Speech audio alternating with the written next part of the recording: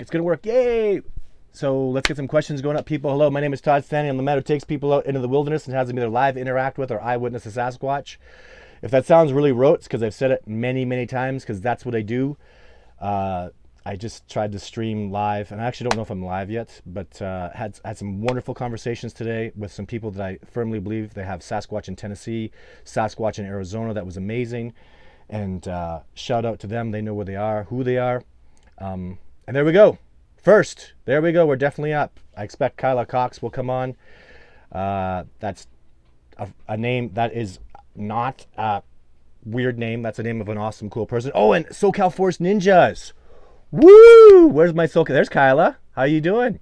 I want to start butting heads because we have a problem with SoCal Force Ninjas. Those are my boys. I thoroughly like these dudes. Good evening, Amanda. Thank you very much for being on today. And yeah, there we are. This is my SoCal Force Ninjas guys. So we had a little you know what? SoCal Force Ninjas. Those dudes are smart. And actually my respect for SoCal Force Ninjas went up because he's not kissing my ass. He's not saying everything Todd Standing is correct and right and on board. He actually is a gentleman. They're people. I expect they're probably a group. I'm not really sure if SoCal Force Ninjas, if they're many, it's ninjas or is it ninja?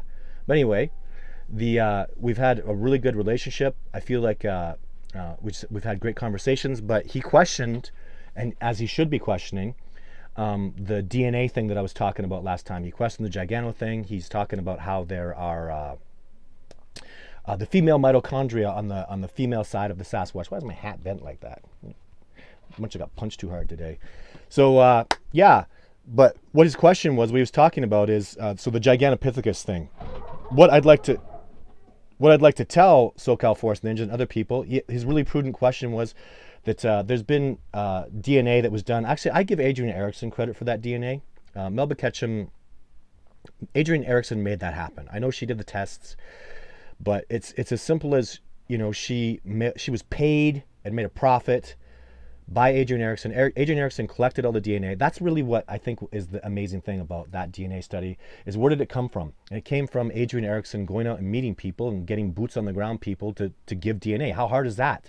Todd Dissitel is that PhD biologist who had some Sasquatch affiliation for a while, and he's never had Sasquatch DNA, and it was Adrian Erickson that went and got it. And props to him. He paid for it. Melba Ketchum was just a paid employee, but they found female mitochondria. Now, what SoCal Force Ninjas didn't know is there's always, when I tell you guys about what's going on, and I give you guys, you know, I'm talking from the hip usually. It's not, I don't really, I don't have any notes or anything. If I do a seminar, when Todd Standing does a seminar, you'll see the awesome and amazing Jeff Meldrum. He has his paperwork and his whole little, everything, all his displays are ready, and he has a presentation that he does because he's a professor and he's amazing. I don't do that. I will kick the podium out of the way. I'll sit my butt on the stage and I'll go, let's talk Sasquatch today, because it's about us here in Washington or Alberta or Idaho, wherever we are. Let's talk to you. I want to answer you guys' questions. That's what this live stream is about. But there's always more. There's always more.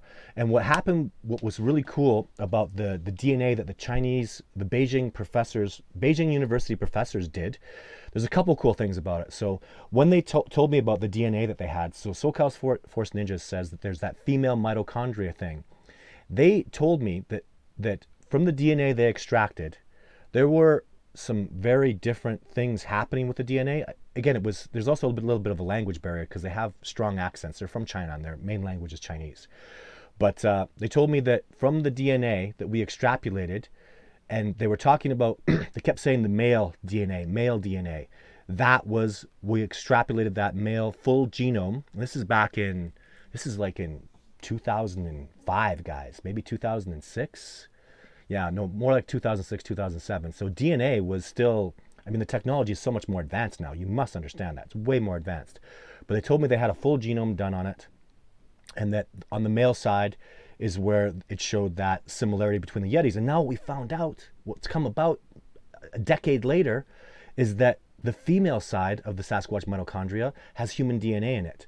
So when they were mapping the Giganto, that they say goes Giganto to Yeti and the Yeti and the Sasquatch are related, they told me male. They kept shying away from female. I didn't think anything of it at the time, but now that the DNA has all come out, so what I'm trying to say for SoCal Force Ninjas, and I hope he has some really I wanna take that question on, my friend. So I really want to know more about what your question is, because I need to explain it a little better and help you understand, because I think it's pretty important that we understand that the giganto theory, those teeth that they found of Gigantopithecus, that is the Chinese have taken. I mean, I assume they have a Yeti, or they have yeah. They've told me they can go get a recently deceased body from a Yeti, and there's lots of stuff I've heard, lots of rumors about what goes on in China, and that they have bodies and all that stuff, and whatever. I don't know what's true or not, but that's what these professors told me. They told me whatever DNA I had, whatever body I had, they would match. But they told me too that they were intimately involved, intricately involved, directly involved even in the collection of those teeth and finding that cave where the giganto teeth were, and they've matched those teeth up to the Yeti. And the reason they came to me is they believe there was a match for Bigfoot, and obviously they're clearly related. And we're going to find that clearly with the Yowie, the Yeren in Russia, right? The skunk ape in Florida, all the way up into Alaska, where it's Sasquatch or whatever they call Oma, all the way up through there, right? So, but again, of course, these are my theories, and I have a tremendous, man, you guys got to understand what's been so awesome with me is way back in 2005, I think it was, or no, maybe it was 2006. A long time ago, I was international headlines when I was fighting for species protection for Sasquatch. International, worldwide headlines. Australia did stories on me. France was doing stories on me. BBC, CNN, everybody wanted to know about this Sasquatch petition for species protection that I was doing, which I really did for real, and it really meant something to me. It was very important. And so what happens, though, the significance of that is you get all these people calling you and talking to you, and then the footage that I was able to collect, and that footage, video 2 and 3, that was really famous and amazing. It was really, I was the guy I was helping, and I was part of that crew, but I didn't believe Sasquatch was really real at that time. I was still kind of leaning heavily towards them not being real. I thought they were native people had made costumes that were scaring other people away. It just seemed like a brilliant way to do that for me. Genius, actually. But that wasn't the case, and that whole expedition was planned by a mentor of mine from Great Falls, Montana. One of my teachers. He's a biologist from Great Falls, Montana. I just love the guy. Think the world of him. He's going to be my teacher and friend forever. But he doesn't like media. He worked with different Bigfoot organizations, we'll call it. Some really deceitful, horrible stuff happened. He was my mentor from Great Falls, Montana. He was the one that collected the Berkeley sample. It was his Berkeley sample that was collected and studied and analyzed as some unknown species. I think, and it was in a big documentary like Leonard Nimoy's big Sasquatch documentary. It was a big deal. It was his DNA, but he had a big sample. He had lots of the hair that he found from a really significant sighting that he had. And he gave little bits out, and a Bigfoot organization, I won't say the name, took credit for it. Said it was theirs. And then he's like, well, I'm a real scientist. I have a BSc. I'm a working biologist. That man stole my sample. So what it did in the scientific community is this particular Bigfoot group lost all credibility, and they're a big one. They lost all credibility in the scientific community because they were caught doing something fraudulent. And then it was really like we had some scientists that were coming on board and that were at the time, or he did, and he was excited about working there, and then it just turned into this big paranormal fiasco with people calling each other liars and stuff. And in the initial part of a discovery, everybody's flighty. Everybody just wants a reason, especially the scientists, geneticists, they all just want a reason to get out and quit. They're looking for one reason. You make one mistake and they're gone. And that's pretty much what happened. And then another thing I'll talk about too is SoCal Forest Ninjas, thanks. You learn from the best. But another thing that happened with is when he went public, he has a job working for the government, and they told him they were going to fire him if he did anything Bigfoot again. As far as they were concerned, because they train him all the time. He takes all the courses that the government provides for his training. So rightly so, they've trained him, and so he has a responsibility to the companies that he works for. It's inappropriate for him to go off and use that training and become public figure. So they had a perspective on it all, and he really needed the benefits because he has his mother is tremendously ill, and his benefits pay for that and stuff. So anyways, long story with that. But so let's get into some questions here because you guys are awesome. Down here in southern Mississippi, that's something else. Another dude sent me some stuff from Mississippi that was very impressive. Down here in South Mississippi, it just seems to me that the national forests and wildlife reserve areas just seem to be where the foot of big is, Bigfoot is. Yeah, and I think I just, can't quote me because I'm looking at so much stuff every day, but I'm pretty sure just last week, a guy sent me a really nice photograph of a dark Sasquatch looking creature in a swampy area of Mississippi. I'm almost sure I'm going to start being more organized. I'm so sorry, guys. I got a full-length feature documentary to do. I got all these TV shows. I got expeditions to organize, and just so much stuff. And if it wasn't for, I just need to let other people like Amanda do more of their awesome work. So SoCal Forest Ninjas says, my name refers to Sasquatch. SoCal Forest Ninjas, SRG, Sasquatch. Okay, I get it. Somebody, I got to say it. So, wet fart. I can say that, Amanda. It's okay. Wet fart says, the Bigfoot is in my yard. He's about 6'2", and his name is my dad, and he's super hairy. Okay, so obviously somebody who says wet fart and calls it, is just funny. No disrespect on that comment. Of course not. You know, I can't tell you enough. Amanda does it. If I do something that's inappropriate, you know what? Even this is a life lesson. Don't surround yourself with people that are going to kiss your ass. I know celebrities that do that. It's bad. Insanity, the definition of insanity is doing the same thing over and over and expecting a different result. You need to surround yourself with people that are going to criticize you or critique you and help you grow and get to the next level. And so what happens in a relationships like this, and something happens and either the relationship goes up to a new level or it goes down.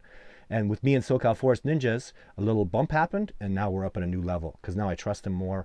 I know that he's I want to know that a dude has integrity, because when stuff falls apart, I want to know that people that I've earned their trust from are going to have integrity with me the same way they had their integrity to stand up to me. Does that make sense?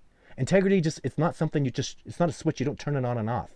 Jeff Meldrum and Survivor Man, incredible, amazing men, and their integrity, man, not 1 minute can you play games with them. They will not forgive any BS.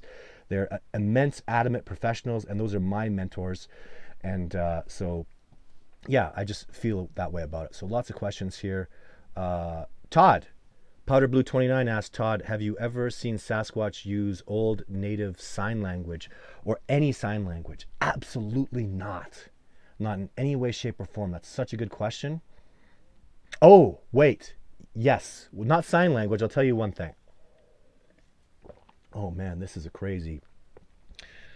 I guess I have to do it because it brought up the only kind of sign language I ever saw from a Sasquatch was when a bear was hunting me.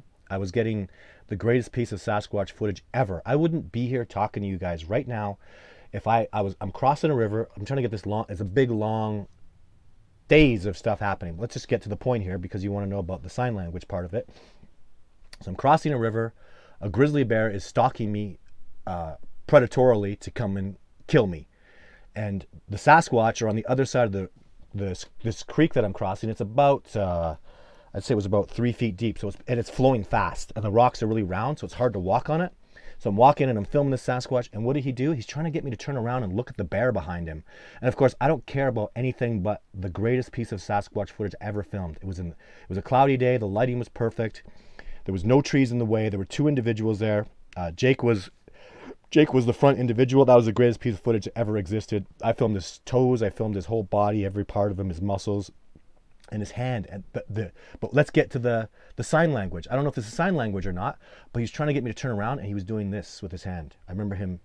The hand has like a cup in it, because when he moved with his hand and his hand was flat, I could see a deep indentation like this. Jake's hand, and I've seen it twice since. It has a deep indentation. Like if he held his hand like that, you could put literally a cup of water in there and it would just hold. You could drink it like that. I can't do that with my hand at all. And I could see that when he was telling me to turn around, and he was going, he made a sound. And what he was trying to do is he's saying, look over there, look behind you, look over there. There's a bear that's going to kill you. And of course I'm getting my footage. And long story short, the bear charged at me, hit that freaking water like a truck. I spun around, slipped, fell, dropped my camera in the water, barely got a hold of my gun. Actually, I kind of held the camera for a second, but I realized like that bear's coming at me like a freight train. He was like, it looked like a truck hit the water. He was going to kill me. So the water pulled me all over the place. I ended up just dropping the camera, and I pulled my gun out, And then I spun around because I was facing the wrong direction as I was slipping on the rocks, and the bear had been moved off already. The bear would have killed me. I'd be so dead. That was a predatory charge. I got a glimpse of that bear coming at me like a freight train. Like he was just smashing through the water. And if I'm flailing around like a little fish, like I was, trying to get my footing, you're dead meat. That bear's going to hit you, and you're not going to survive. Can you imagine that? Being hit by a grizzly bear. This is a big, dominant, extremely aggressive, man-eating grizzly bear. He's killed human beings before. I guarantee it. I don't have evidence of that other than what I know. And so he's killed people before. He was recently killed in a really cool way. But anyways, he'd got me. There'd be no chance of survival. He'd have grabbed a hold of me, put me underwater, tore me apart. So the Sasquatch took care of me, and that was the second time they've ever saved my life. But that was the only sign language I ever saw them do, was that hand motion. It was really like he was really trying to get me to turn around. He had like, there was just the anatomy of him. He just doesn't look, there's so much muscle on them that when I do it, like I can see myself in the picture here, it looked nothing like that. Like it's just the muscles and the traps and the shoulders. And the sound, I can't duplicate it. It almost sounded like a whoa, whoa. Like it was just like, he was barely making the sound, and I could feel it, the sound that he was making, like it was like a bass wave was hitting me as he's trying to get me to turn around. And he did look, he looked frustrated. They have a look. They do. They can make faces. And he looked at me like, dummy, look. And he actually frustrated anger because I wasn't turning around, I wasn't looking, and he was just like, what the hell do you put? Because for a Sasquatch, he doesn't care about the cameras, he doesn't care about all the stupid things that we care about. He doesn't care what time it is, he doesn't care about putting on his boots, he doesn't care about his GPS tracking. He just wakes up and rolls. And he's totally at home there. And for him, life is the most important thing. And for me, I was getting my footage, and it was the greatest. I couldn't get Jeff Meldrum out of my head because I filmed the guy Jake had his foot moving, and then he bent it, and I saw the mid-tarsal joint, and I was like, oh my God, it's right. This is the greatest. Jeff is going to lose his mind. I filmed the foot for probably 20 seconds. The toes were moving and everything. It was the perfect focus. Everything was perfect. But that camera is gone. It's dead. It hit the water on, like in recording mode, it hit the water. So it fries every cord, and then, of course, I never found it because the water was flowing so fast. The camera was just like gone. So anyways, but that was my hand movement thing. And isn't that, what a cool incident, right? I got to reenact that or something. But I don't really want to. I want to get that piece of footage. Because you know what, guys? There is a piece of footage. I filmed the piece of footage that day would have changed the paradigm of Sasquatch. You couldn't, the stuff that I had, that I was filming, there were 2 Sasquatch there. And the footage I was getting, I was like eyes and pupils, like in the end, I mean, my camera, it was a Canon XF 100, and I think it has, I think it's 10 times optical zoom, but that was way more than enough. I was only less than 50 yards. I think I got 40. I started at 50, got to about maybe 30 yards away from a Sasquatch, 10 times optical zoom on a Canon XF 100, awesome camera. They use that for TV. It films an amazing quality. And the lighting was perfect. It was just brilliant, guys.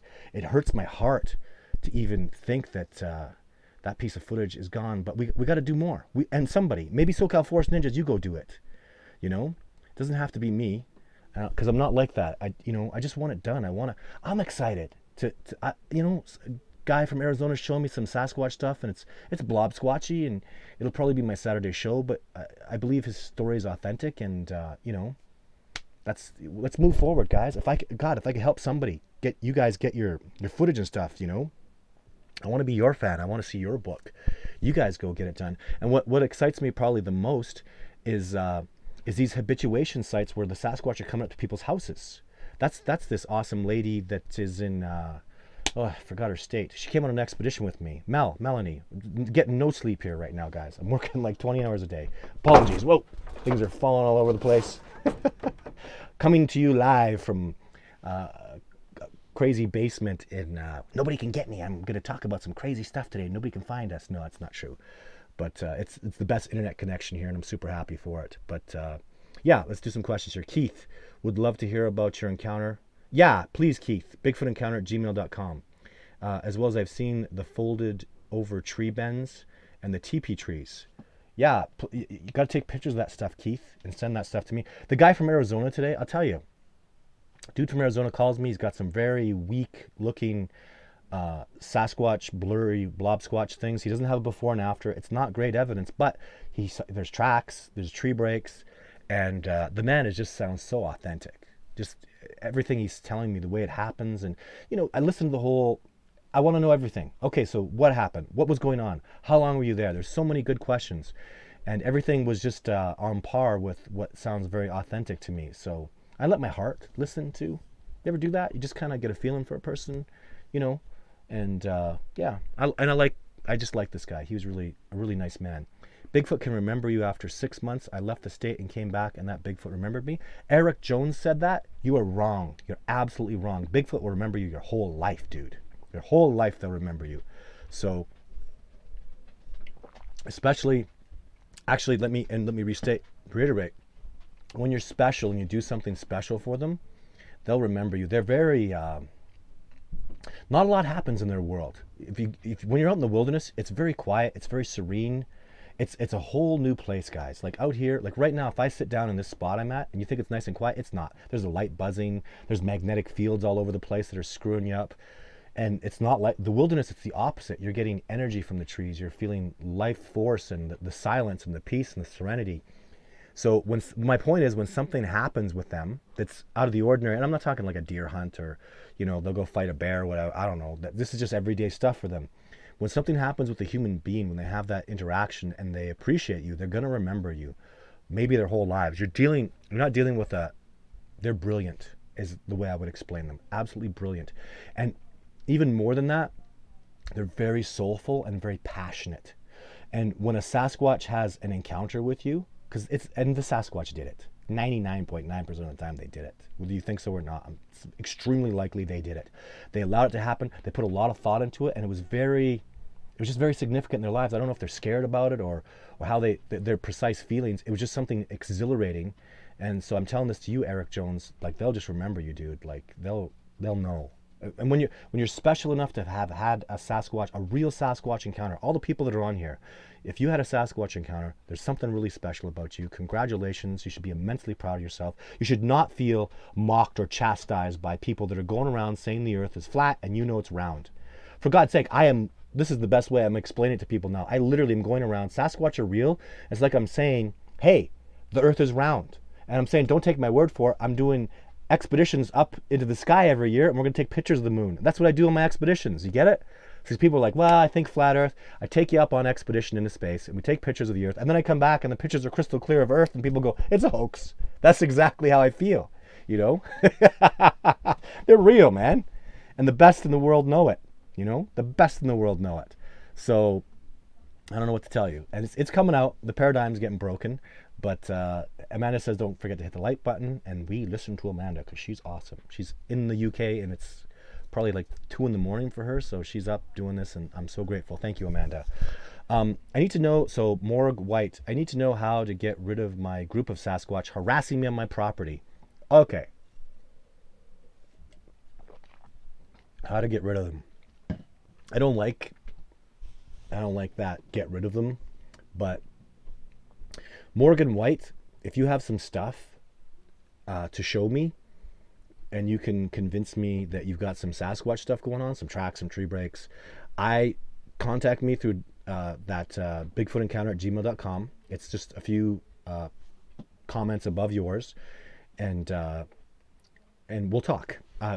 Because you don't verse nature. Man versus wild, Bear Grylls is fake. It's fraudulent. You don't verse wild. You don't. You lose. Take off all your clothes, go verse wild, you're going to get your ass kicked. You take your technology and you go verse wild, and you have a better chance. But why verse wild? We're from wild. Function within wild.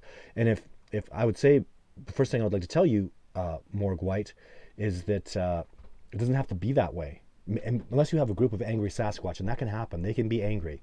You can get some Sasquatch that are really ticked off at you. And then what do you do? And if that's the case, and maybe you didn't do it. Maybe the Sasquatches don't like people. When I was in California, the Sasquatch that I was around, that group, they hated me. I'll tell you that. They liked the native man and his sons, but they didn't like me. And I'll tell you, they really didn't like me. They have good reason for it. They're wiser than me. They understand things better than I do.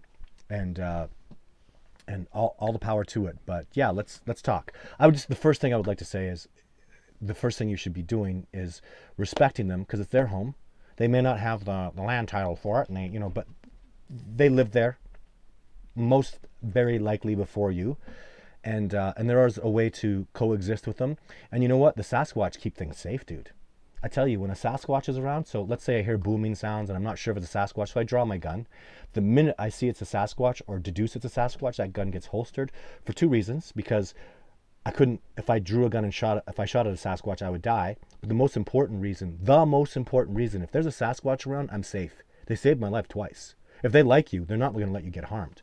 They will not let you. A bear has no right to kill a human being in the wilderness. That's not right. That's not a clean, fair kill. It's not. And it's not healthy. It's very unhealthy for a bear to become a man-eater. The Sasquatch are much more well acquainted with these laws than I am. They know about the rules of nature. You don't kill and eat a human being. And so the Sasquatch will protect you from mountain lions and bears, even just logically. Okay, you say, well, that doesn't sound logical. Where's the science?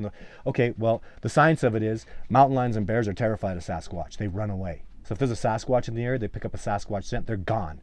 If you're dealing with a Sasquatch and Sasquatch are real, you must understand they're the apex species out there. Wolves and mountain lions and bears are nothing. Like if you were doing like a graph, let's say, in my opinion, so it'd be like, I'd say mountain lions, bears, wolves, Bigfoot. Do you get it? That's how dominating they are. When you have a Sasquatch one-on-one can whoop a bear's ass, and I've seen evidence of a young day-watching Sasquatch, I would say maybe a 12 to 14-year-old, whooped a full male grizzly bear's ass, big time. Never mind he didn't have the troop, never mind it was his dad was there. If dad was there, you'd tear that freaking bear apart. Well, he's bigger than the bear. And he's got cold weather primate strength, and he's got bear jujitsu. You must understand that. When I was growing up, I grew up with Rotties and big dogs. I wasn't afraid to get attacked by a big dog. I knew exactly how to move. I had dog jujitsu, where I would grapple and I would hit that chest, slide my hand up, and take him over, right? And if there was two, I'd be quick about it. But it's because I'd learned how to handle dogs, right? Very well. And the Sasquatch, you got the same thing. Orcas do it with great white sharks. It happens in nature so much. You'll see it over and over. Chimpanzees do it with those little monkeys they like to eat. They know how to corral them and move them. So, and I guarantee you the Sasquatch are going to know how to handle these beings. And bears walk around. I can't tell you how many times I've seen a bear pick up a scent of a Sasquatch and just crap itself and run. I've shown that to expeditioners 2 years ago, where a bear came up. There was a Sasquatch trackway, and you could see the bear. Like I saw the tracks. You see the bear. He got within like 5 yards, and you could see him do his pivot, poop, and run. And I mean, just like running, pooping, going Bigfoot there, fresh. That even told me, as a tracker, how fresh that trackway was, because it looked, really fresh. And then the bear pooping thing was within minutes. I mean, the tracks were right there. The poop was still steaming. So, and the bear would have been terrified like that because he picked up a fresh scent of a Sasquatch. So this is tracking. I'll tell you, tracking is not like what you think it is. It's not looking at the tracks on the ground. If you think that's what tracking is, you're one-dimensional in a four-dimensional world. So tracking is so much more. Grizzlies killed people before. Of course, grizzlies kill people every year. So does Bigfoot prefer different types of apples like humans? Oh, yeah, good question. No, that's something that I will not be able to answer for a long time. I have such a problem with them just taking the apples. I just want to make sure they're really good, tasty, awesome apples, because what a gift it is to me to have a teacher of mine be nourished by healthy, good apples, right? That's the way I get the organic, really good ones. And even when I put them on the trees, I use my left hand and I put them up, imagining that the Sasquatch is going to take that and it's going to nourish his body, and how much I think highly of them. And I think that stuff matters, guys. I really do. I think that energy really matters. So even if a Sasquatch can see you doing it, let's say, forget about the energy of it. Forget about me putting love into the apple and the thought of it. Imagine a Sasquatch looking at me going, oh, and humbly putting the apple up to my teacher. They're going to see that body language. They're going to recognize that's respect, right? One of the greatest things that was ever said to me, one of my greatest compliments, was this beautiful native woman who lives up in the Yukon, watched Survivorman Bigfoot. I met her when she was in junior high. I stopped her from getting bullied when she was in junior high really badly. And so I didn't see her after that. Then she saw me on the Survivorman Bigfoot and called me and said the most beautiful, it almost brought me to tears. I felt so heartwarmed by it, because she said, what I saw in your episode is I saw you and Les Stroud walking around with respect, walking gently. And she had like a paragraph where she was talking about me walking gently, gently touching the trees, respecting the earth, loving the earth. That's what she got. And she goes, that's why you're having success with Sasquatch, because of that love. And that's why I tell people, gently walk on the earth, respect it, look at the rocks and find joy in them, respect the earth, love it, love the deer. You know, my favorite hunters in the world love deer. When the deer, my favorite deer hunters and favorite elk hunters, they just adore those creatures, adore them. And it's vividly clear to me that they really, really care about the animals they hunt. And it should be that way. It really should be. You shouldn't be hunting something that you hate or have animosity towards. And who does that? Does any hunter really do that? I don't know. Some of the hunters just do it for the kill. But Morgan White, am I missing things here? He saw your picnic basket. Grizzly bears kill people. I can't wait for a new video. Yeah, I'm sorry. I'm working on that stuff, Marcus. There's little new stuff coming. My old stuff is so great, though. Really, so proud of that old stuff. It's in the last decade, too, right? It's not really that old. But Robbie Morgan, Eastern Kentucky, thank you. Have you ever found where they actively live or hang out? Oh, man, that's a good question. Well, their territory is so big, right? But I know what Omega Glitch is talking about. That's a really good question. Right off the top of my head, again, I'm getting like nothing for sleep right now, but right off the top of my head, the day I was coming up on that spot where they actively live and hang out, like actively, the day I was coming up there was video 4. I was going there, and then that female came up from video 4 and stopped me from moving up that hill. What had happened was, in video 4, so snowstorm comes in, and I create a diversion. I left a tape recorder in a cave down below and left a trackway into it so they could hear my voice in a cave, and that's why they were down there. So that was my diversion. I was up moving into their main area that I thought was their main area, and what happened, I believe, my theory is the males were out getting me, and the females made another layer around, and the young were at the top that you're talking about, a mega glitch. So I was going up to that spot, and she stopped me. And then I was getting my footage of her, and I got lots of footage, and then she disappeared because the ruse was up. The male came up the hill, pulled me out of my ghillie suit thing, and it was over. So, yeah. Great questions, though, right? Great questions. Every show, it's like this. Every show, you guys are unreal with your spectacular questions, and it never stops. So, Morg White, so sorry to hear that. Please write to us. Yes, please do write to us. So, what made the bear leave? Ooh, what was that talking about? Oh, the Sasquatch did. What I really remember, the bear was he was coming out of the river, and the Sasquatch, 2 of them, Jake and his little brother, were like, it was me, the Sasquatch, and the bear. They went right in between. Like when the bear was coming at me, the trajectory the bear was coming at me, the Sasquatch got right in between us. What they did to him, did they touch him? Did they punch him? Did they kick him? I have no idea. All I know is after I was spinning around, I turned around, there was 2 half-wet Sasquatch, and they looked like they were wet. Like I saw them on the shoreline, they were dry, they were in the water, they were soaked. They must have went bashing through the water really fast to get in between us. I mean, if you know how fast a bear moves, that bear was coming for my life. So what happened? And the answer is I really don't know. I fell in the water and I was fighting for my life and turned around with my 44 and pointed it and then put it down because the Sasquatch were there. I just saw the bear coming up on the bank and then leave like hard. That bear ditched fast, like he was gone. And so that's the end of that. So nothing to do with Sasquatch, but why are you why am I in my closet? I'm downstairs in a storage room. I'm down here for you guys because this is where the internet signal is. There's an internet box right here, and I want to have an awesome, good signal for you guys. And it's funny, isn't it? I don't know. Isn't that funny? Looks pretty funny. It's like clothes. Yeah, it looks like a closet, right? It's a storage room, though. I'm downstairs in the storage room, and I'm staying at families, so we have little children running around making noise, and I just want to have a great show for you guys. And the background's maybe not so great, but it's funny, right?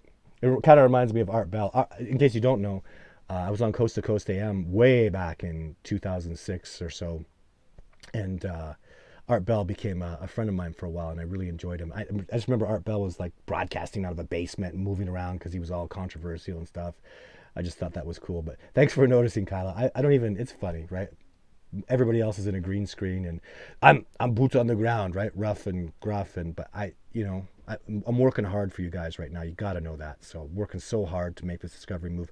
I'm a full-time Sasquatch researcher. That's my job, and it doesn't matter if the film pays for it or the donations pay for it or the expeditions are doing it. I'm a full-time Sasquatch researcher because of you awesome guys, and this is what I do. So and you guys are immensely important to me. So important. The show is important to me. The show has been going through a really hard time in my life, and this show, just coming out here and hanging out with you guys, I just lose it with these questions, right? I just lose it. I just get lost in it with you guys, and I love this interaction for you. I feel these questions, right? Like, hey Silva, why don't you go out and do live videos, Mr. Salvatore? So I don't know what that's about. I would like to see a Sasquatch. Well, that's an expedition with me, right? Or if you got stuff going on in your area, I'd be happy to try to mentor you and stuff, right? So I'm not a Sasquatch expert. There's no such thing. There's no Bigfoot expert out there. They do not exist. I will argue that for a long time, at least not to my knowledge. But I'll do the best I can. I have a lot of experience, and even just studying, right, academically. I've worked with primatologists. I read books about gorillas and chimpanzees and bonobos and orangutans and I've these are my colleagues and my friends, and there's a lot of deduction based on nature even, right? You can deduce so many things with nature. There's just, the Sasquatch aren't going to be out as much in the wintertime because they have big feet with pads on them. Their feet are going to freeze up. So that's a theory, right? That's the theory, is they're going to be out less in the wintertime, and there's less food sources, and they're going to eat probably frozen elk.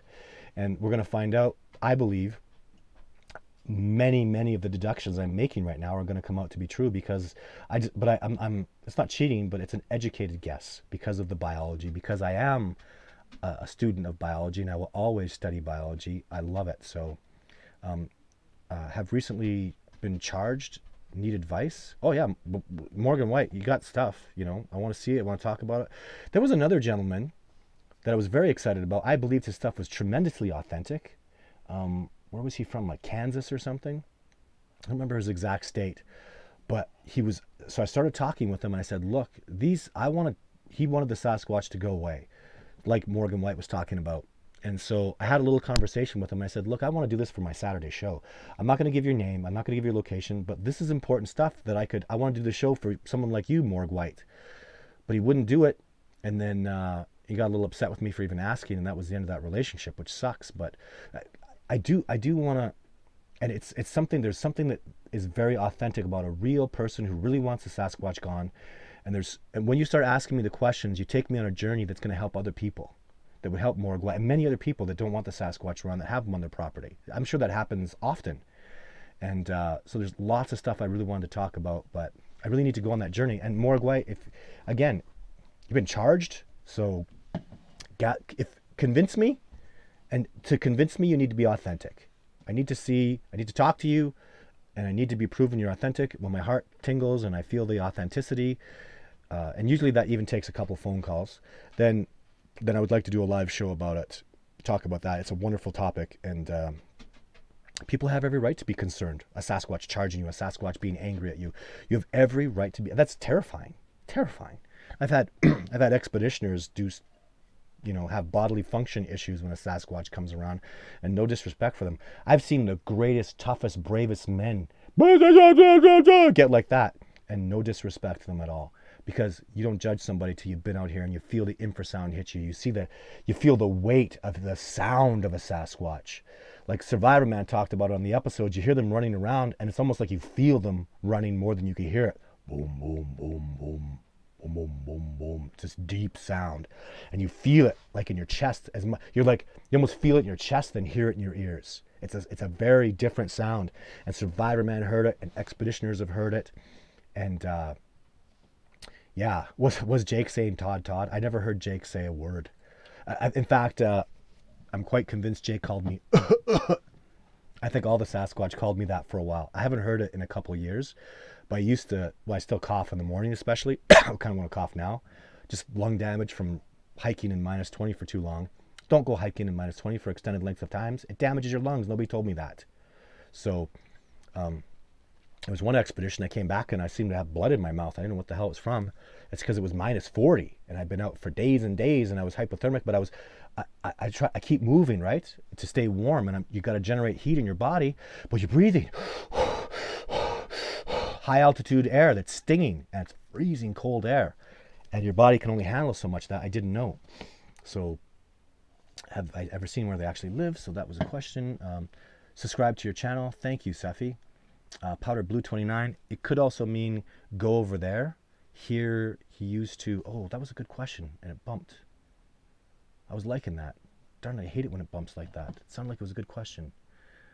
Oh man, great question, Lawrence. What do you think happened to the Russian college students years back? Oh, I don't know anything about that, Lawrence. Sorry. And I'm so busy. Yeah, I don't know about that. So, pass it on to us. Amanda is great at breaking that stuff down. And Amanda will pass on to me stuff that's important. She's doing it all the time. So she's amazing. If you guys get to Amanda and you impress her, then I'm going to get it. She's my right arm. So what's the point of watching and posting questions that never get answered? Sorry, Jake. There's lots of people. That's the complaint of the evening. I apologize. I'm trying to do the best I can to answer them, Jake. And you know what? If you really want a question answered, just, want a little secret, send me a message on Facebook. Even if you're not my friend, I'm at the Max Friends on Facebook. Just send me a little message there. Or, send me a message through the website. Get a hold of Amanda. You know what? You really want to get me a question? You want to be smart? Like, if you really want to be smart, find Amanda. I don't think Amanda's at 5,000 friends on Facebook. Ask her the question, and if you impress her with a good question, it'll come to me, right? So, it takes a little ingenuity sometimes, right? I'll never forget this lunatic, this lunatic crazy guy, total bat crap crazy guy.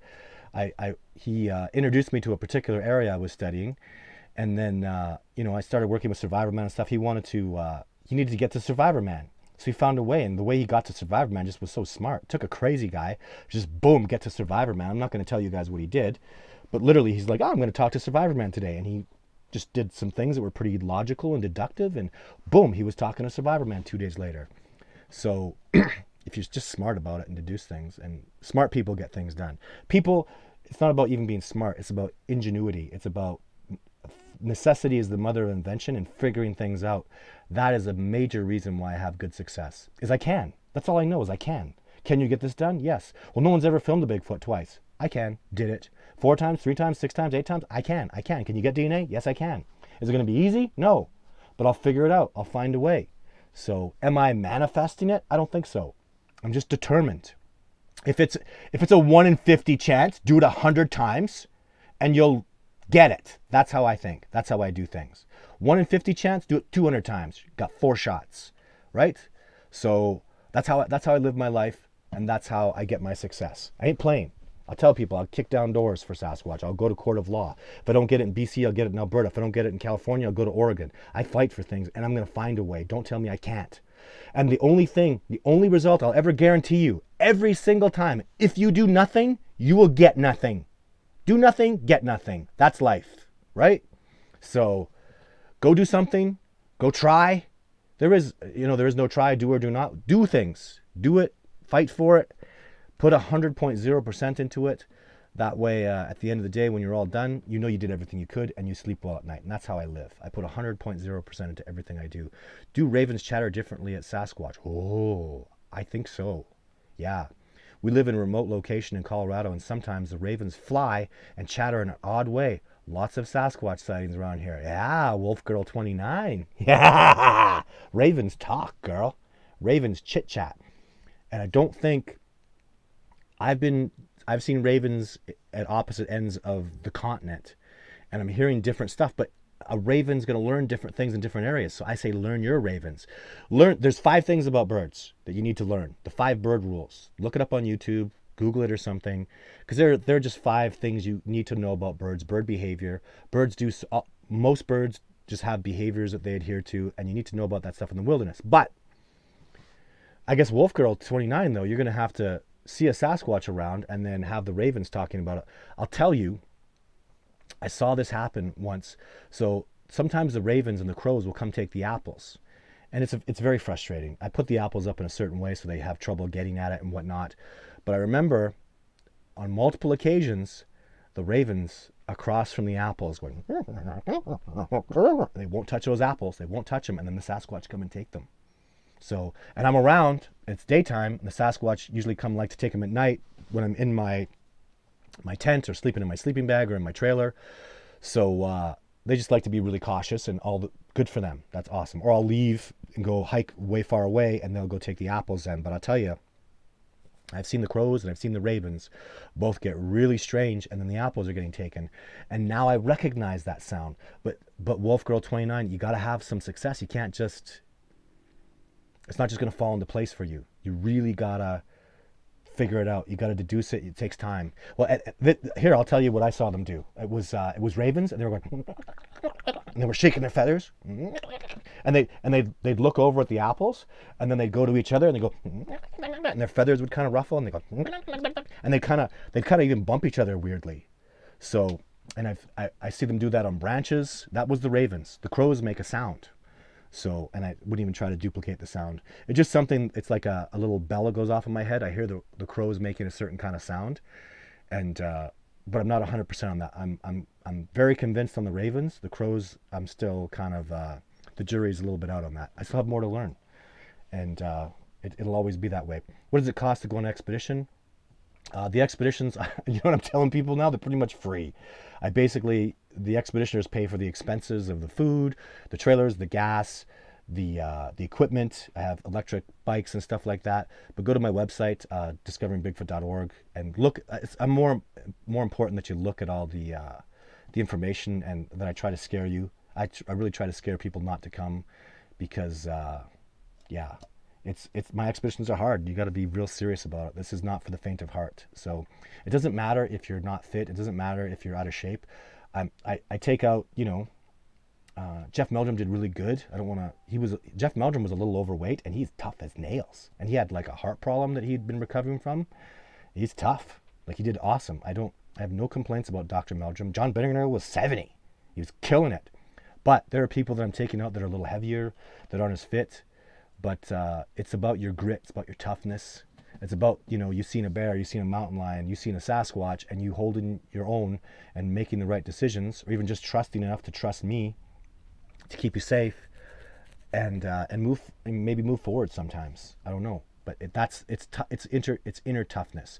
I mean, there's a certain level of, you can't be 300 pounds and come out on an expedition. No disrespect, it's just too much, guys. You got to be able to hike some distances. And I tell people, the fitter you are, the further you hike, the better your expedition is going to be. And you know how good that makes me feel when I see expeditioners come out having lost weight, and they're fitter, and they've been eating healthier. So because of Sasquatch, they eat healthy, they lost 20 pounds, and they're fit, healthy. And then they come out with me and they lose another 10, 20 pounds that week, 10 pounds, because they eat so healthy, they get so much exercise and fresh air, and they go back home feeling healthier, fitter, happier. That's why people come out and do these expeditions. They call it the vacation of their lives. People that have been to the pyramids in Australia and Japan, all these awesome world travelers come out with me, and they go, this is my favorite expedition ever. Because I didn't worry about time. I didn't worry about, I was thinking about survival. I was thinking about berries. I was thinking about the plants and the animals, and you were in tune with the earth, because you wake up when the sun comes up, and you go to sleep when the sun goes down. We get back to base camp. The goal is sundown, right? But you're just in tune with things, right? We stop and eat berries, and I don't know. It's just connectivity to the earth. Someone gets a cut, and I pull a leaf off and do a little thing and put it on their cut, and it feels amazing.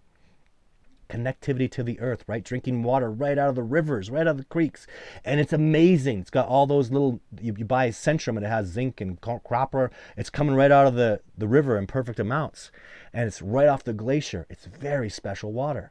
Amazing stuff. I'm the luckiest man in the world, first because of my beautiful children, and second because I do something that I really, really love. And it's hard. My expeditions are hard. It hurts, it's painful, I bleed, but I love it, and it's scary. It's terrifying sometimes. Being responsible for human beings' lives is a tremendous responsibility. My protective instinct is 9 out of 10 with a complete stranger I don't like.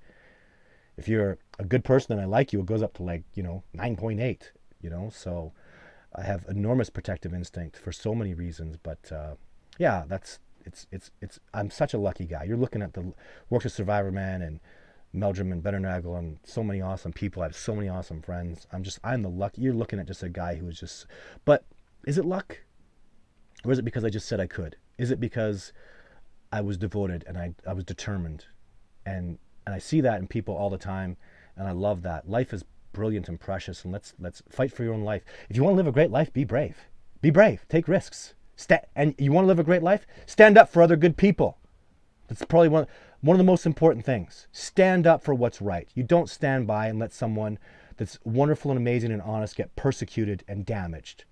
So that's anti-bullying, right? Starts there, and bullying is all facets of life. It goes through so many ways. It goes, stand up for things. Stand up and live a great life. You have to be brave to live a great life. We have to be brave to have a good planet. We have to be brave, all of us together, if we're going to make this planet amazing. All of us. You all matter. All of you. Immensely. Be brave, please.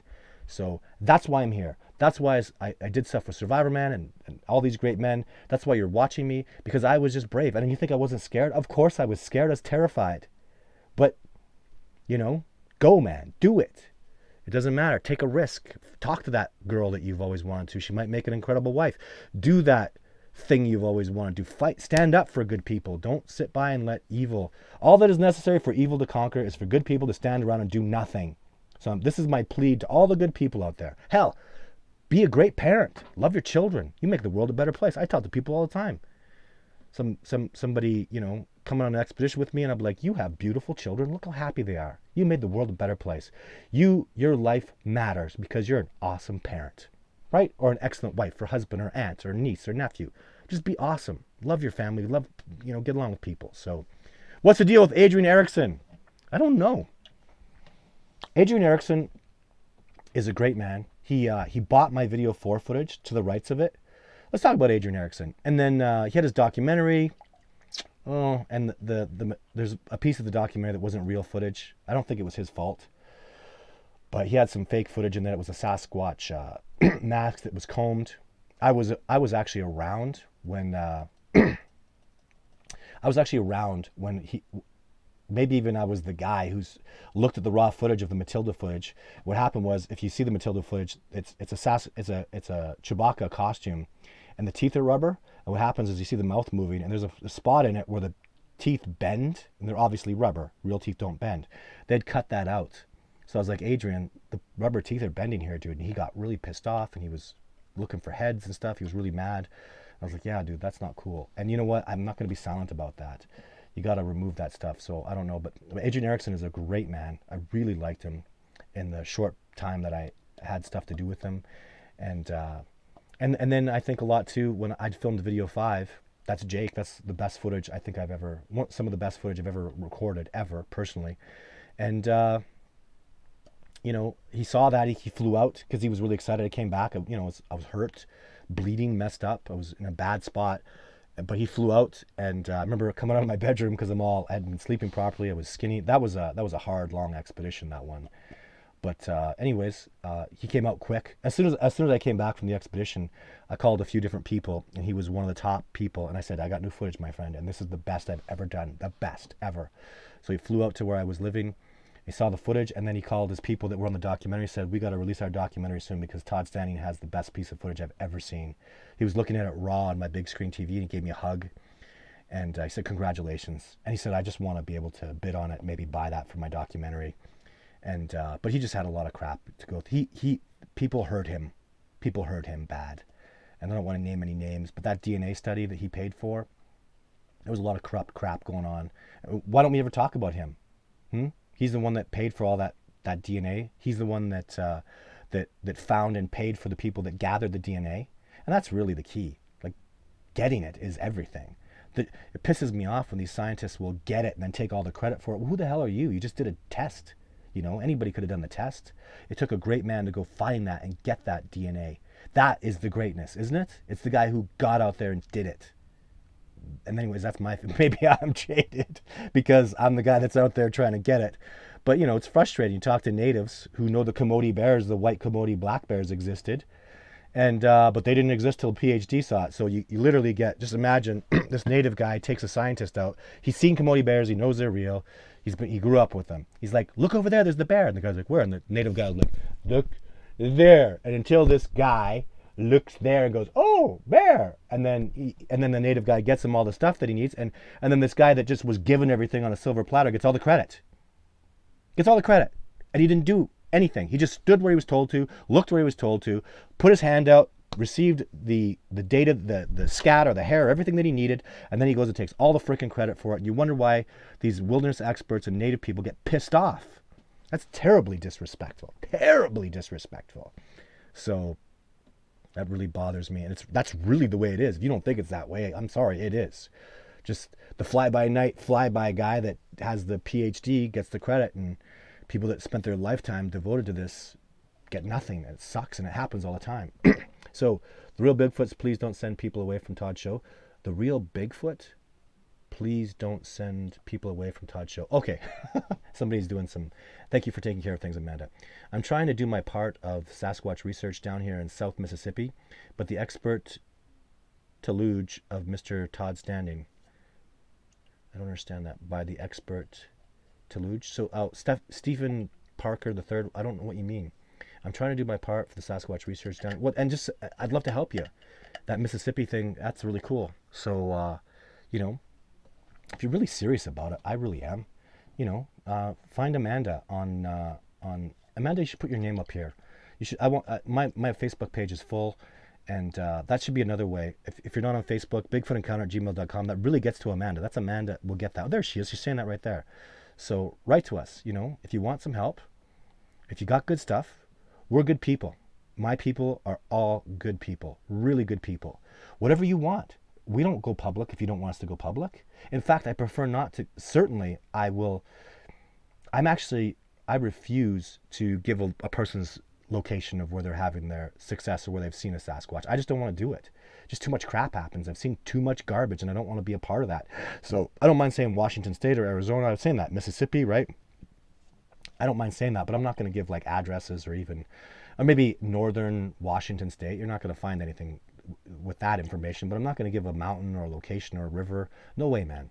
Don't do that. You have no idea how crazy some of these dumbasses are that'll go out and screw your stuff up. Idiots that'll go out there with guns, and they have no hope. All they're going to do is damage. You go running around there with a rifle, you're not going to shoot a Sasquatch, you twit.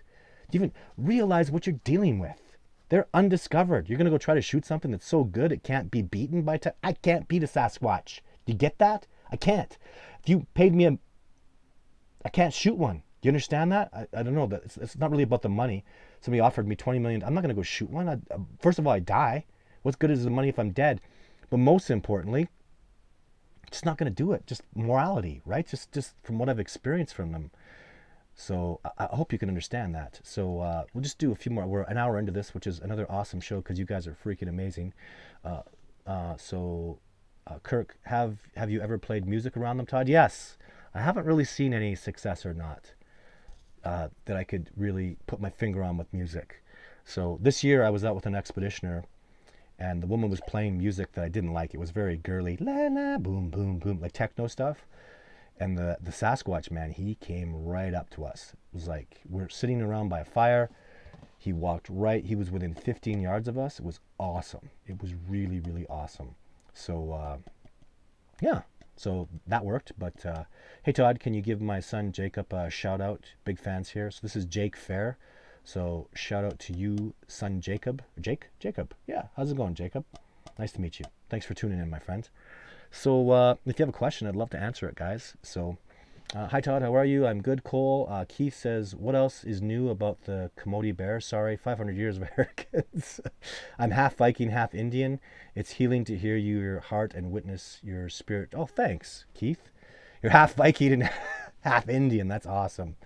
And yeah, and especially I think I don't like the term Indian so much because it's a mistake. So you shouldn't say half Indian. You should say half Cree, half Nakota.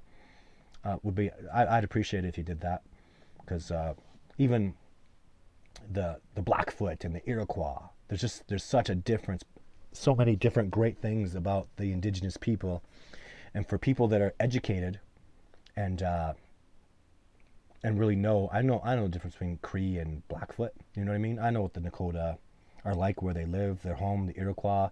I get that stuff, you know. So Sasquatch speech says 4K grown. I don't know anything about any speech. I've never really seen them do that. I guess their calls are pretty amazing though. So chat room will be open after. So I didn't know that the chat room is going to be open. So that means I'll be going to the chat room after. So you're going to have to give me 1 hour after, maybe 30 minutes after the show. I haven't eaten dinner yet. Let me go eat dinner, and then I'll come on the chat room with you guys, okay? And that link from, he says his name is Sci Guy. That's my man Phil. So it'll be on discoveringbigfoot.net live chat /. So Amanda, if you want to put up that info there, I'll make sure I'm on that chat room. I'd like to do that. And Rick, we have a report from recently. Rick Rich WE, we have a report from there recently. Good. Really understand, guys. Amanda really knows so much about what's going on. So if you're talking to Amanda, you're talking to the Discovering Bigfoot team. She knows. She's right in there. She's right up there. So, and yeah, so everything is connected. Kyla, Todd, you don't a lot about tree knocks. You don't a lot about tree knocks? Why is that? What's your thoughts on tree knocks? Well, I don't think it's tree knocks, Kyla. In fact, I'm very, very convinced. I'll show you what it is. There's almost no way they could make that sound, because to duplicate it, like I've tried to take wood and make that sound, like you take any kind of branch or any kind of age, you'd really have to have like a perfectly aged piece of wood that had the bark off of it and another perfectly piece of wood. And like I can make that sound with 2 Louisville Sluggers, 2 wooden baseball bats. You can make that sound. However, in the wilderness, I can't see them making that sound. And I remember the day I had 2 fish bats and I was making that, I wanted to make that knock, and you only do it once. Once means I'm over here. Twice means I'm precisely right here. 3 times means you're a dumbass. Stop it. 4 times, what are you doing? You're crazy. Don't do that. Nothing will do that. The Sasquatch, no one's ever told me about them making 4, 5, 10 knocks. I just don't do it. But it's not a knock. It's this. Hear that sound? If I was a great big Sasquatch with great big fingers and a really tight face, that's the sound I make. And it is more the sound they make, but they're just bigger, stronger. And the reason I say that, Kyla, is my native teacher, who was just the most incredible, brilliant man. I never, after years of working with him, he was always right. He always knew what he was talking about. The man spent his life in the wilderness, knows all about the bush, and he was trained by people that had that. He was trained with native people that have had 20,000 years worth of experience here, probably. So, pretty great guy. I saw that powerfully. He knew his stuff. When he told me something, it was it. Like that video 4 footage of Jane, I never thought a boy. Sasquatch, I kind of thought it was a male. And they looked at it, he smiled, oh, you filmed a female. Congratulations. I didn't know you could do it. And immediately, as soon as he said that, it's a female, that's it. I just knew he was right. And then as the years went by, I started to see things. Less facial hair, tighter skin. Even he said, young female, congratulations. And I just knew he was right. And just in 2 seconds, he just knew that. So, anyways, he's the one that told me about the buck sound. And I'm very convinced that's what it is. Very, very convinced. I've never seen a Sasquatch pop his face, but they remember the rules though. The sound means, 1 knock means I'm over in this general area. So this is the rules of nature. 2 knocks means I'm precisely right here. I want you to know exactly where I am. And that's it. Because 1 knock spikes your attention. You look over north. You're looking north. You're looking north. And anything in the wilderness, man, things are patient in the wilderness. So patient. You got to be patient. Your survival depends on it. If you wait patiently, if you hear a second one, he's telling you precisely where he is. And I don't think, maybe twice in my life, I've heard the knocks dozens of times, for sure. Dozens and dozens of times. But maybe twice in my life, I heard 2 knocks. In fact, only 2 times in my life. And those are very significant experiences. There was a damn good reason I was getting 2 knocks, because the big guy was around and he was going to whoop my ass. So I guess this is a very superficial piece of advice, but yeah, 2 knocks might not be a great thing. So it might be, just even think about it, right? Why is he telling you he's exactly here? He's exactly in that position. Why is he telling you that? It's kind of intimidating to me. I like it when they stay a little loose. Don't get too tight with the Sasquatch in there, because yeah, they can be pretty scary. So David Quintaro says, Todd, have you seen a Sasquatch with human clothes? Oh no. Sasquatch fear. All the Sasquatch I've ever known tremendously fear technology. So tremendously. I talk to my expeditioners about that. That's the motif when you come on expedition with me is that we're technology and they're completely wilderness, and they don't want anything to do with it. And I explain that in great detail. I might have talked about it here a few times. Matthew Thomas, have you ever hear much about Bigfoot sightings in Michigan or the Upper Peninsula? I live in central Michigan. Maybe the climate. Oh no, they're in Michigan for sure, dude. Absolutely. Lots. All the way up into Canada. Lots and lots. Tons of it. So all along the Great, I'm pretty sure it's the Great Lake area, right? So again, I apologize. I'm super tired. Don't quote me on this stuff, and I'm going to make mistakes. Please, I'm just a human being. Let me make a mistake once in a while, please. So why was I up late last night? I was doing work, and then my nephew got sick. His mom had to sleep, so I was up with my nephew all night, all day. He's sick and puking all over the place. Because of a wonderful little boy and me taking care of a wonderful little boy, I'm exhausted. So don't start, people have a tendency to get so hard. You didn't dot the I, you didn't cross your T. Let's just relax a little bit. It doesn't have to be that formal. Let's not get crazy here with stuff, right? Let me make a mistake. But anyways, I'm Michigan like crazy, dude. Oh, beautiful terrain out there. All the way up into Ontario. Gorgeous terrain. So, there's 10 people I've dealt with that are in that area, even just above Michigan and below. And the Sasquatch don't know those boundaries. So if there's Sasquatch here or there, that area is so lush and rich too. I was in Thunder Bay, Sault Ste. Marie, up on the Canada side of it. And there's Sasquatch all through there. So, and the reportings that I've seen, especially as a lot of native people were telling me in the Michigan area, just amazing stuff. So, oh yeah, they're in Michigan for sure. I'm sorry, I got to do more work so I can help you out with that stuff, but I need to start making lists. Maybe Amanda knows more stuff than I do. She was posting a BFRO thing. Have you ever heard about? Oh, we're losing the thing here. Have you ever heard about why is it bumping? Magnupari, South American Sasquatch? No, South America. This thing is going crazy here with all these awesome comments. No, the South America, like into Mexico even, just into Mexico, it's the Alux. ALUX, something like that. They're little green guys, and they're probably real. So you're from India? I hope you're not talking about me. No, I'm not from India. Nope, not at all. Hey JD Knight, thanks for coming in. Anthony Gracchus, hi Todd, enjoy your videos. Every hear of Sasquatch sightings in Texas? Well, absolutely. Do you follow Mountain Beast Mysteries? No, I don't follow Mountain Beast Mysteries.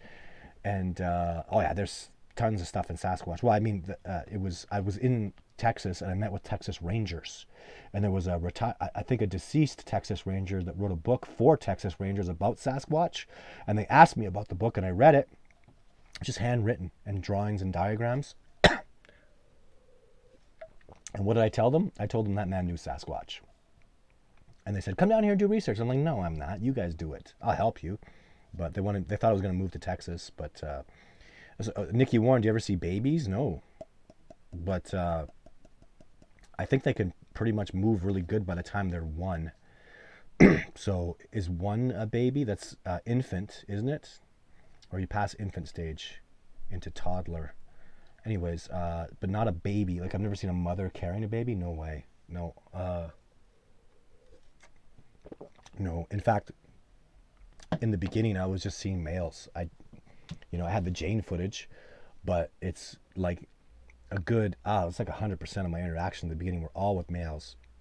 And then I started to learn about the females would come around a little bit, and I'd see them, they were in the back a little more. As I became a better tracker, as I became more aware of what was going on, I see the layers. The boys were in the front, and there were some females, rarely in the back.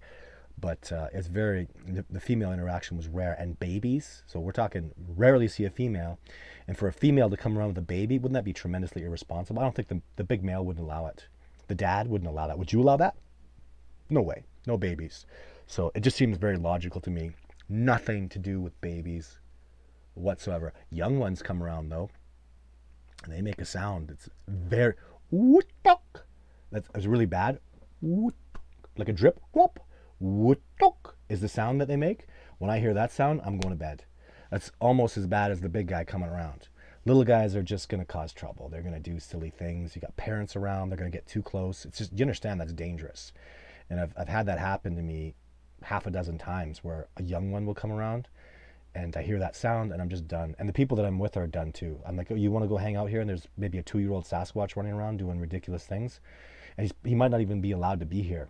I know that they'll run off from their parents. I've seen that many times. They'd be little brats, right? I mean, you got to know that's happening, right? Children are like that. My little infant nephew that I took care of last night, he's 1. I took him to Costco and he'll just take off, right? And what if he takes off over to where we are on the Sass? You know what I mean? It's a recipe for problems. I have enough trouble just getting this done right and ethically and cautiously. I don't need to throw the mix of a young one in there. That's just scary. Ashley from Washington State, how are you, Ashley? Congratulations on your track. Ashley recently found what looks definitively like a very good Sasquatch track. Congratulations, Ashley. You should be very proud of yourself. And what I told Ashley, so I'm not even asking her question yet, what I told Ashley is, if you went and that truly looks like a good Sasquatch track, I really think she's authentic. I hope she's not BSing me. I really feel, if she is BSing me, I'm going to look like a jerk. But I really think she's a very authentic, nice lady. Even in her email, I don't know, I felt like energy from her words, like she was excited about the track. She'd found a Sasquatch track. And what I told her is I'm sure she did this, but look around and follow it. And because what's extremely likely to be happening is the Sasquatch is probably watching you. And he probably knows you found the track, and he's going to be very, that's the start of a relationship, guys. Ashley, you may very well start a relationship with a Sasquatch, because he darn well knows you saw the track. He darn well knows you know Sasquatch are real, and he knows that you were good about it. How did you feel when you were excited? And he thinks, wow, she's excited to meet me. I want to keep meeting her. You get it? It's that simple. It's really, with the Sasquatch, it is about positivity and love and good emotions. And you got this nice lady like Ashley. She gets excited. I could just hear it in her email. I think she just emailed me, and the excitement was vividly there. Go walk around it, get excited, but don't follow it too much, because that'll tick them off. They don't want to be followed home. I don't think she did that. And yeah, good for you. Now I'm going to answer Ashley's question. Probably be one of the last ones today. Do you think Sasquatch stay in one area, or are they constantly moving? Well, food sources are immensely important to know. They're going to have a home territory. And where you are, Ashley, elk herds, I find the Sasquatch will really herd the elk around and have their own herd. So you got to look for that. Of course, they'll eat white-tailed deer. But the Sasquatch, if there's no salmon in an area, they're going to go where the salmon are when the salmon are spawning, right? If there's no berries ripe at a certain time of year, they'll move. But I can really feel there is a habitat. They do have their home spot. So my answer is, they are not. They'll move based on food sources. And even Ashley, if there's enough info, if you're getting enough, I know it's so hard because nobody's full-time like I am. Even with me being full-time, it's so hard. But I noticed the Sasquatch are not in a particular area when the salmon are spawning. They're over there. And it's very clear to me when the salmon are spawning, things change. And you must understand, in nature, that's huge. When salmon's spawning, there's a tremendous, ridiculous abundance of wholesome fat fish, and those fish have fatty acids in them that they need to survive. That's like, fat in the wilderness is so rare. Rabbits are so lean, elk are lean. We have cows that have lots of fat on them, but that's not nature. That's very unnatural. Bacon and pigs and the fat on pigs, it's not in the wilderness that I know of. I know there's wild hogs and stuff like that, whatever, but just, we're talking about what Sasquatch are going to know and what they're going to be comfortable with. So yeah, I think they are in an area, and you're going to get, if just already, Ashley, that one Sasquatch that saw you look at his track, he's flattered, he's impressed, and he's going to be around. He knows you already. He knows you. He's going to know your smell. He's going to know your truck when you drive up. Try to use the same vehicle, right? Because he'll recognize your vehicle driving in. So there's a lot of things. Just try to be really consistent. Try to be predictable. Give them their high ground. Congratulations, Ashley. That's so awesome. I'm so proud of you. And Ashley's been around for a while. I've been talking to her for quite a while. I feel like she's kind of just, she's having good success, and I'm really happy. I even feel like Ashley's just a happy, nice lady. And I don't even know why I know that, but I just feel that way. So but that's going to be it for today, guys. That's 1 hour and 15 minutes. Honestly, I got to go to the bathroom really badly. Yeah, I'll go on the live chat room shortly. After I go to the bathroom and eat something, I'll hit the live chat room. I'm massively tuned in. The Night Woods, Sam agreed. Anyways, that's it for today, guys. You guys are awesome. I love doing this show. I will be back next Wednesday, and there's Throwback Thursday tomorrow, and the Saturday videos coming. You guys are awesome. I love doing the show. Do you see even how I'm changing? I love doing the show. I don't think I used to say that. I just love this show. Um, do you think they like singing, Todd? Ooh, yeah. That's positivity. That's the last question, guys. So, oh, there's chat room stuff. Chat room's open. That's Phil doing the thing. Thank you so much, Phil. Phil, you're awesome. Thank you so much for your help, Phil. We're so grateful to you, Phil. You're awesome. So you guys take care. I'll see you next week, or unless you're in the chat room. I really hope you guys pop in for that. I got my typing skills. I can get in there. I'm going to do some talking and chit-chatting on the chat room. You guys take awesome care of yourselves. And please like and share and come back. Yeah, come back next week, guys. We're doing awesome on this show. Watch the stuff. Share it. You guys are amazing. Take care. Have a wonderful night. And I will see you guys very